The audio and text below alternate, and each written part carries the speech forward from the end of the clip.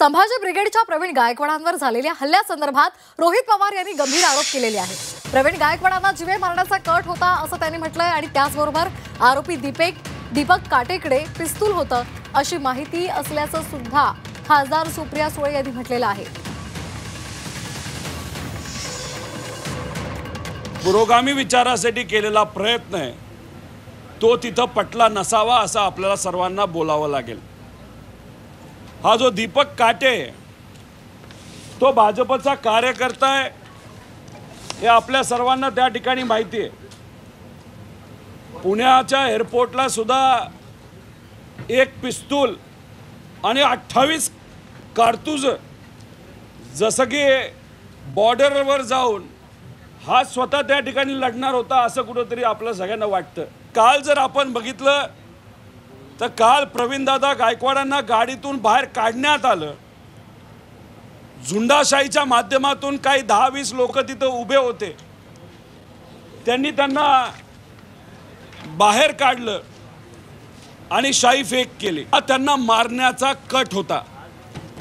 आम्हाला असंही कळतंय की त्या दीपक काटेकडे बंदूक होती, पिस्तूल होता। खरं काय हे लोकांसमोर तिथं आलं पाहिजे।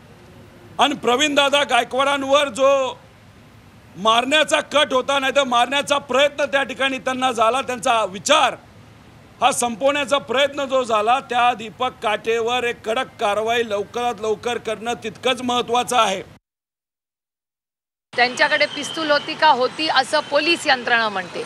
मागेही त्यांच्यावर गुन्हे दाखल आहेत। एअरपोर्टला त्यांच्याकडे पिस्तूल का कारतूस सापडली होती असा त्यांचा रेकॉर्ड आहे असं पोलीस यंत्रणेने आम्हाला सांगितलेलं आहे। त्याच्यामुळे एक गुन्हेगार मोकाट असं फिरतोय हे धक्कादायक आहे। त्याला अटक झाली हे काय एवढं त्यांनी संपत नाही विषय। अशा लोकांवर स्ट्रॉंग ॲक्शन घेतली पाहिजे आणि असे जे लोक आज सत्ता असं त्यांना वाटतं की सत्ता आमच्या मागे म्हणून ते काही करू शकतात, वेटरला मार, शिवीगाळ कर, हे जे नवीन महाराष्ट्राचं संस्कृती सत्तेतल्या लोकांची दिसते ना, ही महाराष्ट्राला न शोभणारी आहे। मी त्याचा जाहीर निषेध करते। त्यांच्याकडे होम मिनिस्ट्री आहे, त्यांना रिपोर्ट असेल आणि तो कुठल्या पक्षात आहे, ते भारतीय जनता पक्षाचे 10 कोटी का काहीतरी मेंबर्स आहेत तर त्या डेटाबेसमधून कळेल।